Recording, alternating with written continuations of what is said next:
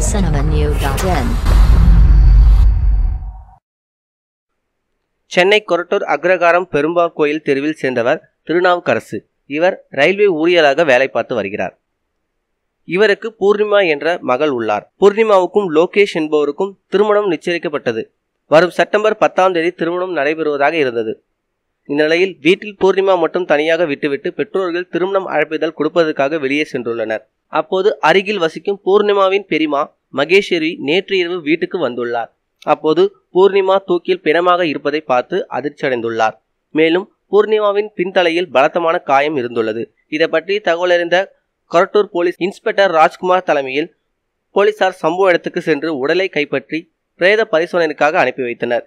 மேலும் கொள்ளை முயற்சியில் பூர்ணிமா கொலை செய்யப்பட்டாரா அல்லது முன் விரோதம் ஏதும் காரணமாக என்று கோணத்தில் போலீசார் வழக்கு பதிவு செய்து விசாரணை நடத்தி வருகின்றனர். மேலும் இதுபோல செய்திகளுக்கு லைக் மற்றும் சப்ஸ்கிரைப் செய்யவும்.